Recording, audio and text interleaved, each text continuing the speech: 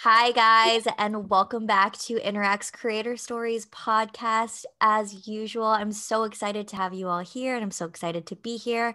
I'm your host, Jasmine Solana, and with me today, I have Charity Mahone. Charity, thank you so much for hopping on with us. I'm really excited to chat.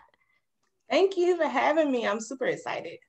Of course, of course. And to give you guys a little bit of a background on who Charity is, she's a web designer or web plus brand designer, I should say, be more specific, from Atlanta, Georgia, with over 8 years of experience in branding and digital marketing. She's worked with clients featured on HBO, BET, NBC, Essence, and the Washington Post. She helps early entrepreneurs and entrepreneurs looking to scale their business online. And your brand, your business is just Charity Mahone, right? Like charitymahone.com. Yeah, and so the business name is like Charity Mahone Digital Design Co., but Mhm. everybody just refers to Charity. I love that. I love that. So, give us a little bit more about what you do, who you are, and then take us back to the beginning. How did you get started in all of this? Okay, so back to the beginning, I'm a self-taught graphic designer. So my journey started after graduate school. And it started while I was taking care of my grandmother who had dementia. And so during the time I was applying for jobs, and that process it sucked. I was applying, I had an Excel sheet and it was like, no, no, no, no. And I was just very frustrated. And so I remember during that time asking my dad for help. I'm a preacher's kid. And so I was asking my dad for help, and he told me to pray about it. And so I was like, well, I have nothing else to lose from this. And so I prayed, and I had a dream that God was kind of showing me what I was doing now.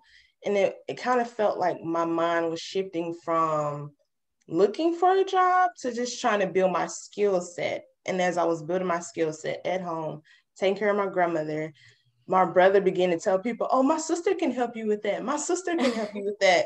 Like my sister have you. He was like the one man sales team. And I started getting clients and my business started growing. And that's kind of how it started, like word of mouth, like really being in Wow. a sucky, stuck place. But now looking back, I know I was supposed to be in that place to be where I am now. So, so that's how it started. And so now, over time, just word of mouth, people from college and grad school were telling different people about me, and I was working with clients. And when you have like one or two clients, you're trying to, they're your babies, so you're trying to take care of them. And one of the first projects I had back, I think in like 2016, I she was transitioning from full time to having a private practice. And I designed her brand identity. I built out her website. And so she was telling other people about me, and they were telling other people. And that's how I was able to grow my business. So Wow. word of mouth really helped. That's amazing. My first thought in that was like my brother would not be my number one sales lead. But I think that's incredible though, because people, I mean, word of mouth is like ancient old times of how you get your business up and running, right? It's like the first type of marketing. And I mean, now, of course, it's amplified with social media, but yours is still, your story has that more intimate kind of style of word of mouth of just like friends of friends of friends of friends. And I think that's incredible because not a lot of people can do that. Yeah. Like, and the what really helped is I'm I'm an extrovert. I can be, but I don't have to go outside, if that makes Mhm. sense. My brother, he's like very sociable. He's really quick, like, oh, talking. What do you do? Such and such. Oh, my sister can help you with that. Like he's that type of person. He's a social butterfly. And so that really helped out. And the way we were raised, my dad raised us to be really close. He was like, it's only two of y'all, so y'all have to work together. And I'm so happy we were raised like that because it really helped. Like I'm Mhm. so happy. Um, but yeah, like you were saying, like word of mouth is really a big deal. And a lot of people don't realize the way you take care of people can really help out in the future. Hmm. And that goes back to like when I think about when you start in a business, it's really good to have really good relationships that plays a part of your longevity. Yeah, something that came to mind too was just because it was this sort of really raw, like word of mouth, not curated, right? Like it wasn't like you could say, like, here's my ideal client to your brother, like, go find these people, which is what a lot of people do online right now. Like, how are you able to kind of figure out this is right for me, this is not the right like client for me? Were you taking on every single person until you were able to kind of pick and choose? Yeah. Oh, so you that's a good point. So in the beginning, I was so happy to get paid to create and be creative. I was so happy. So I was taking everyone and I was kind of burnt a couple of times. I was talking to my brother about this yesterday. I remember having a check bounce for $40. A $40 check bounce. And I'm thinking like, okay, this is this isn't going to work. And so I remember like having other clients, it really didn't go really well. Our personalities didn't mesh. I just really didn't understand the value of what I was providing them. So I kind of let them take advantage of me in a way.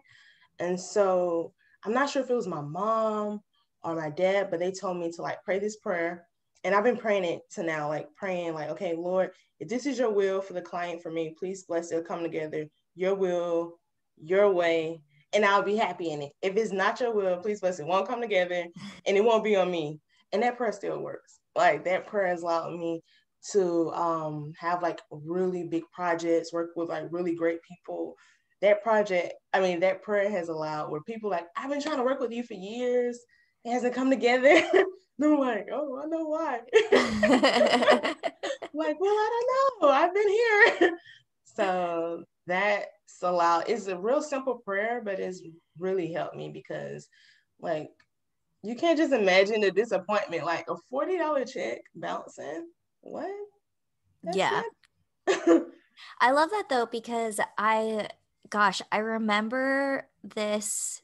It's what's not really like a stat, or I don't know, I guess it's like a statistic, but when I was in high school, I was doing this project and I had a teacher at the time, and I don't even know how this kind of conversation came up in class, but pretty much she was talking about how, like, you know, faith to like at one part, of course, is like someone's like everyday life, but it can actually do a lot of things in terms of like decreasing stress, like knowing it's not in your hands and kind of putting it out on the table, which I feel like a lot of people, even if they don't necessarily have a specific religion, still do something similar, whether it be more spiritual, right? Whether it be something more of nature or whether it be even just like journaling, but just kind of putting it out there into the universe and letting it kind of play out.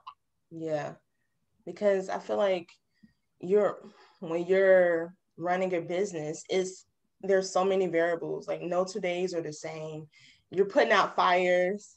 Hmm. And for me, like leaning on my faith, it was like, okay, this is a fire I can't put out. Like I need the superhead firefighter to come in. And for me, that's God. And that's really helped me to realize, okay, it's okay. Because what was happening in the beginning, the way I was working wasn't sustainable. Like working long hours, the myth or the different things that people say, like team no sleep, and just like, okay, I gotta work, I gotta get this done. I'm trying to get paid and all of this, and you run your body down. You're burnt out, you're tired, you really don't have anything to give, and you I'm happy I have a business, but I'm sick. I don't feel well. And then clients notice it. They're like, it's you can chill. We're doing good. Like, fall back. Like, it's Yeah. okay. It is okay. Girl, chill. Get some rest.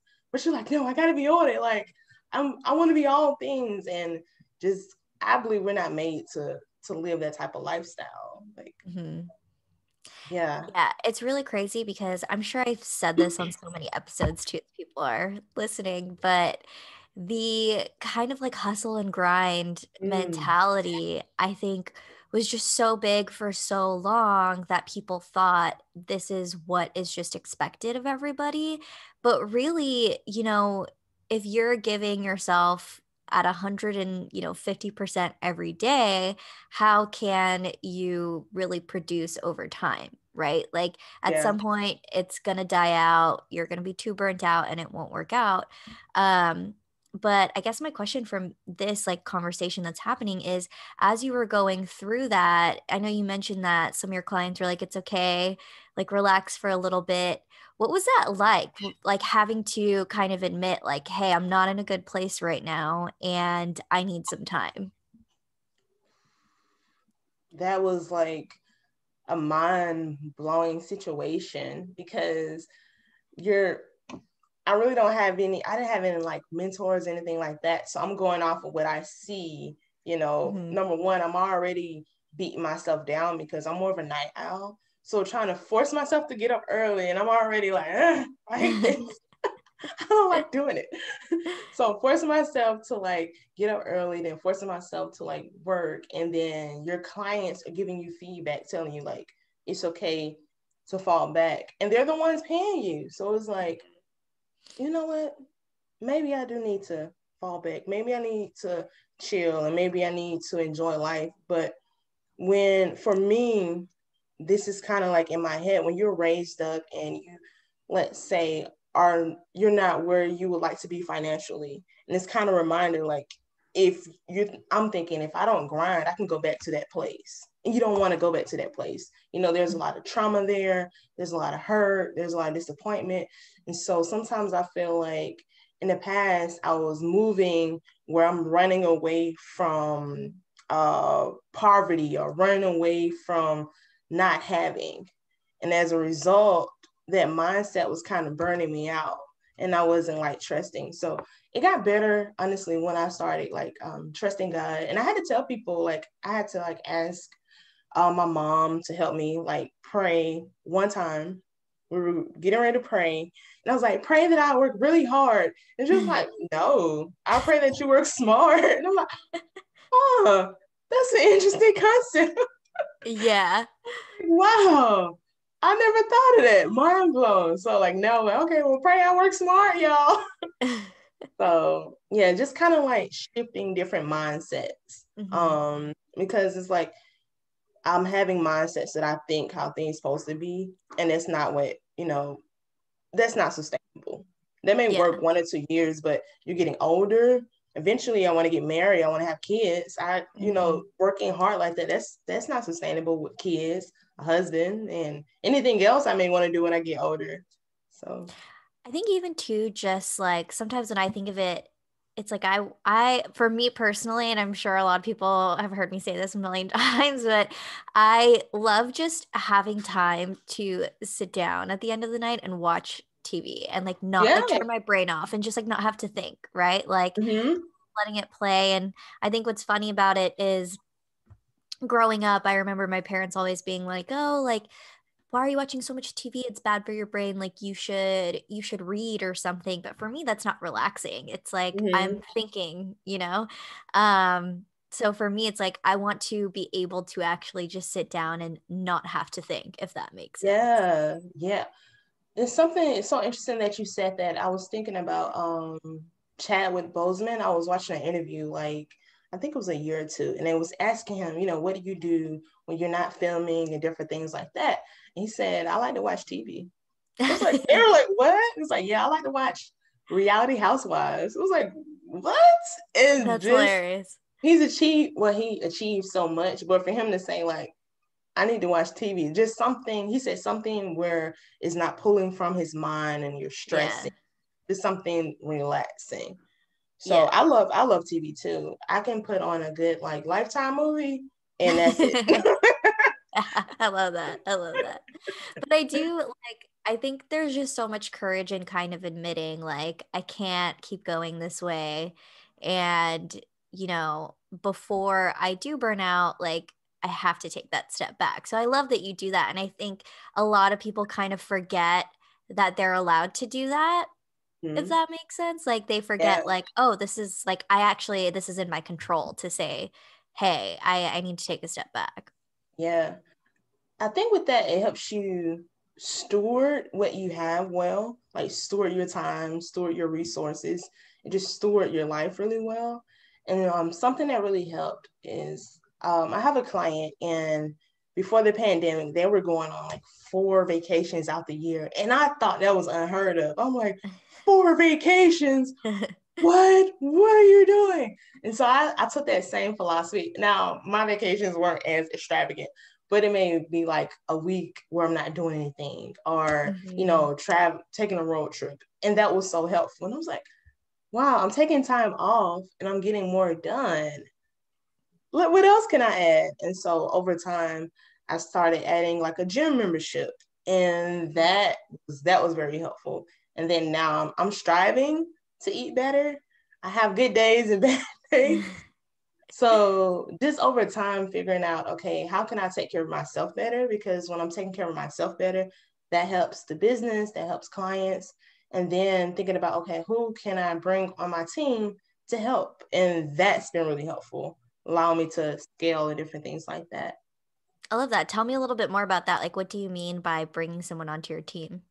Yeah. So for instance, I would have projects and they would ask for things that I couldn't do the best.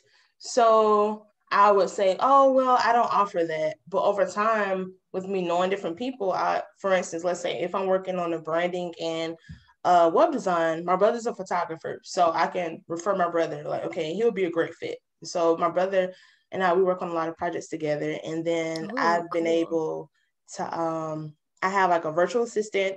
It's really good with helping me stay active with marketing. And so I love that piece showing up online. And so I was kind of in a feast and famine. So I would do really well. I'm marketing, then I get clients, and I'm like, oh, I got to worry about client work. And then I stop marketing. It was like a cycle. Like, Hmm. God, please get me off this cycle. So he allowed me to come across someone. She honestly reached out to me and was like, hey, I think we'll be a good fit together to work. And I'm like, oh, okay. But I've never brought anybody and paying them consistently. And honestly, I was afraid. So I was like, I don't know if I could do that. And so she reached out again, and this was actually before the pandemic. And I honestly felt God did want me to bring her on, but I was afraid. But I did it. And so that made things so much better because I was able to like give tasks for her that was part of projects. And she's really skilled in marketing and design. And so I was like, oh, what? I can give someone work and I can focus on other things.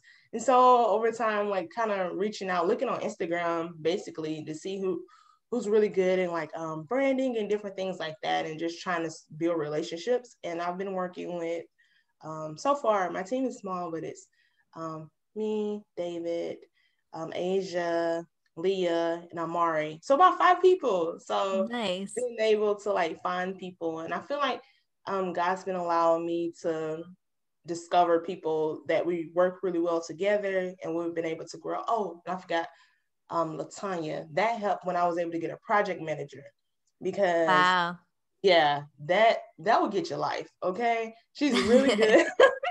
She's really, really good. And she helps me know, okay, what projects I'm working on. Like she sends me like a list. Okay, this is what you're working on is this week. These are the deliverables. Um, this month, this is coming up. This project's coming up. You want me to check and see if they have any homework due.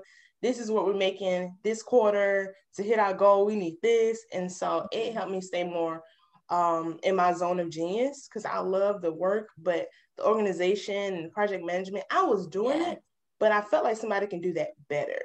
And Hmm. so she's been helpful. I've been working with her for a couple of months now. And so that's been getting me together and allow me to really kind of scale and see the numbers. Like Hmm. in my head, I know what the numbers are at all time because she tells me like, hey, these are the numbers. Like yesterday, she told me, she was like, oh, I was telling them about my birthday trip, and I was like, I want to go on a trip. Then she said, well, you may need to get your wig and shoot some reels on Instagram to get some clients or something like that. You want to bring some more money in. So just kind of having somebody like to check you and let you know, okay, this is where we are, this is where we need to be, or we're Yeah. over. Like, let's celebrate. You can kind of do something special to celebrate you're over, not always, working and not celebrating how far you've come along. So, because I love all of this, and this has actually been a common theme, I think, throughout the season where of the podcast, I mean, where a lot of people had to kind of take the courage in adding onto their team in order to kind of, you know, focus on the things that they like doing in their business and in order to grow, which is totally natural. But what I found and what something that came to mind as you were speaking was, you know, it doesn't sound like everybody came on at once. So how do you figure out like what kind of help you need at that moment? Or like I guess for example like a project manager versus a virtual assistant, or a manager versus like somebody to do branding and so on. Gotcha. Good. That's a good question. You're on it. Um, Thank you. so I've been reading a book that I can't think of the name of the book right now, but it talks about how if you're the CEO, you have to kind of like you for so long I've been working in my business and not on my business, but when you're working like on growing the business, you have to kind of be like a bird and seeing, okay, what problems are coming up, what issues are we having, how can we solve those things before it becomes a huge fire. And so when I first started, the first person I brought on was David. My brother helped me because I'm working on branding and web design, but I've had clients say, "Oh, I'll DIY my photos," and it's like, no, no, baby, no. So I would either like research and look for photographers in their area and vet them, or if they're in the Atlanta area, just refer them to my brother. And I'm just being transparent and say, okay, I understand that you may want to save some dollars and do the photos yourself, but you're risking not having the impact that you want. Do you want to? Do you want that to happen? Basically, and they're like, well, I didn't look at it like that, and so he was one of the ones that was helping me in the beginning. And with the marketing, I'm the virtual assistant. So I already knew she was good in marketing and different things like that. So she was helping me market and things were growing. And I was like, okay, I need help staying together. And so Latanya, she's like my little sister and she goes to my church. And I already know she's super organized. Like she had a business when she was 16 years old. Wow. And yeah, she said she was saving up money to go on vacations that cost like thousands of dollars. Like, so I knew she was organized. And so, and I helped her. I helped her and her little, she had a business pitch at like 16 and she was able to raise money. So I knew she was organized. And so she wanted, I guess, to learn more and she was getting a marketing degree. And so I was like, okay, well, this is the areas I need help with. Can you help me? And she was like, yeah. So I was kind of training her, letting her learn my systems and different things. And she caught on quick, like too quick. Like I was like, oh snap, we got to get together. so, she helped me stay organized. Then we're bringing in more clients, and I'm like, wait a minute, I need some more assistance. So it's basically, I would tell people, see what problems are happening or see where areas that can be a problem. Okay, start bringing in people to help you with those areas. And then over time, you'll continue to build. That's something that I'm trying to do this year is continuing to build and not lose momentum. And so lose momentum. And one way that you can do that is like having these problems come up and you're not fixing them. You're just letting them, I'll get to that, I'll get to that. And then the whole house is on fire. So that's kind of what helped me do that. Oh, I love that. I love that because I feel like when you hear it on the surface of like, yeah, I built this team, I got all these people to work for me, it sounds like there was this kind of very strategic business proposal that you came up with and then hired on these people. But a lot of it is just really organic, where it's like, Mm-hmm. all right, I'm at this stage. I need somebody to help me do this. Like, all right, let's look for them. And it really could be as simple as that.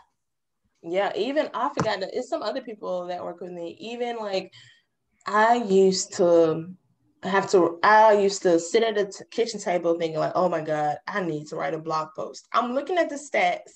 I know the benefits blogging yield, but I just physically did not want to do that. And I was the one holding up progress because I didn't want to do it. And so I think it was like last year, the year before last, I was like, you know what? I'm gonna just pay somebody to do this. Just Hmm. pay somebody to do it, tell them what I need, have an outline, and then that freed up more work. And it's kind of like just realizing that sometimes we're the one holding up progress because we're afraid to kind of bring somebody in. And it doesn't have to be like a huge investment. It can start small. You can say, okay, let's see how this works for this month. If it works really well, we're going to continue. If it doesn't, maybe we need to scale back a little bit further than on a monthly. It can be maybe I'll get you to do something quarterly. Just taking like small steps. Hmm.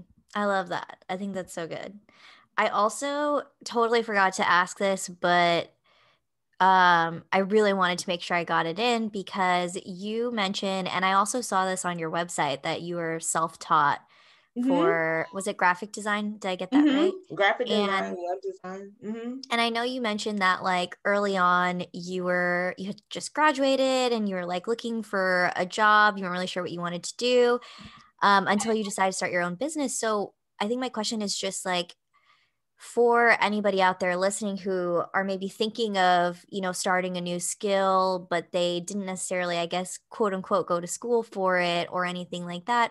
What was that like? What was that process like? And, how did you get to a place where you were comfortable enough to be like, okay, this is something that I'm good at?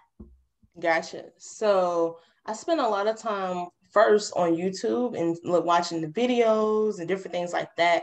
But to get more of a structure, what I did was I looked at a university and I saw their course curriculum. And Oh. I looked and see what they were focusing on. And I was like, okay, well, I need to focus on this. I need to focus on that. And then I would look at the professors and honey, I would stalk them like is this one guy in branding. I watched probably all his videos on YouTube. Like he's my teacher. He doesn't know it. Like listening how he talked, listening what the different things he would say, and kind of doing research like that.